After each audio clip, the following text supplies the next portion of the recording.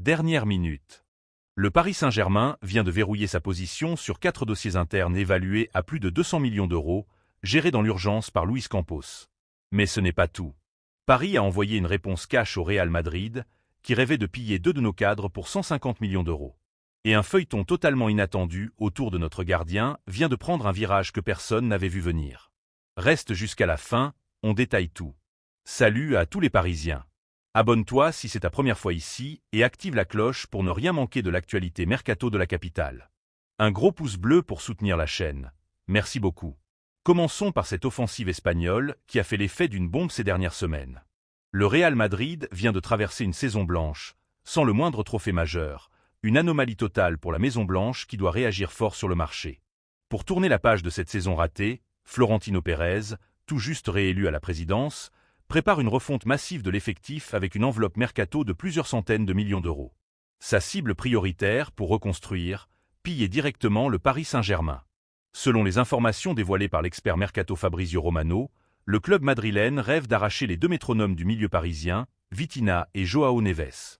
Une demande explicite de José Mourinho, revenu aux commandes du club, qui apprécie particulièrement l'intelligence de jeu et le volume de course de ses 2 compatriotes portugais pour muscler un entrejeu madrilène en manque d'inspiration.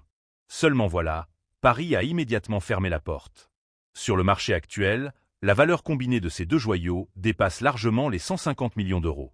Vitinha, devenu le métronome incontournable du système de Luis Enrique, est aujourd'hui valorisé à plus de 80 millions d'euros, avec ce profil de relayeur capable de casser les lignes par la passe.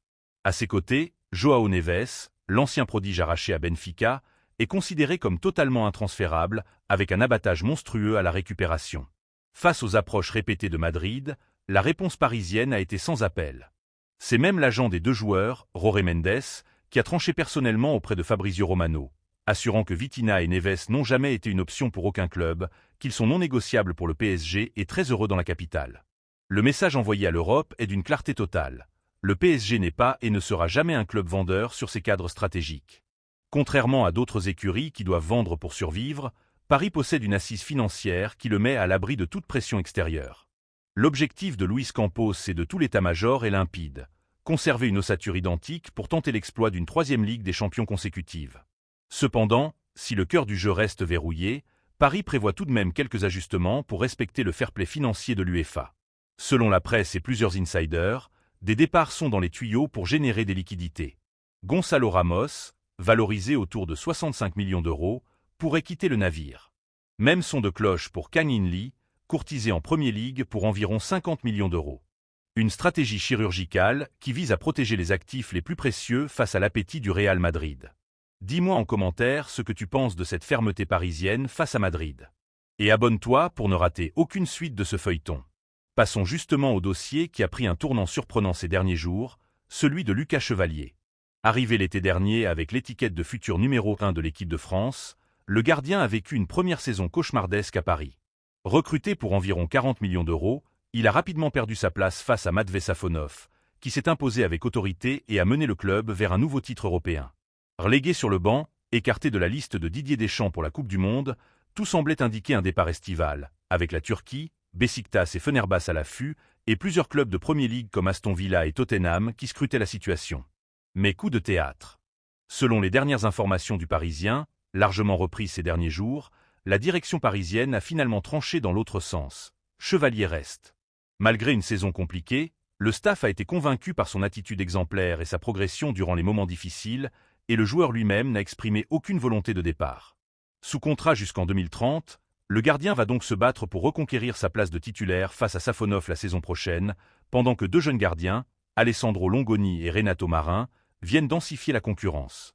Un feuilleton qui aura fait couler beaucoup d'encre pour, finalement, ne déboucher sur aucun mouvement. Avant de passer au dernier chantier, dis-moi combien d'entre vous sont encore là. Un gros pouce bleu sur cette vidéo. Je compte sur vous. On enchaîne avec le grand chantier de Luis Campos sur les prolongations internes. Alors que la nouvelle formule de la Ligue des Champions et la Coupe du Monde des clubs viennent charger le calendrier, la direction parisienne travaille sur plusieurs dossiers prioritaires, non pas des recrutements à prix d'or, mais le verrouillage des contrats en interne. Prenons le cas de Seny Mayulu. Sous contrat jusqu'en 2027, le jeune milieu prometteur n'a toujours pas signé de nouveau bail, et les négociations traînent en longueur selon le Parisien et RMC Sport.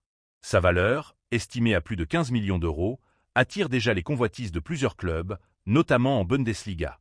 Le scénario est tout aussi tendu pour Ibrahim Mbaye, dont le temps de jeu a fondu en fin de saison après un début tonitruant, et dont l'entourage réclame désormais des garanties sportives solides avant de s'engager sur le long terme.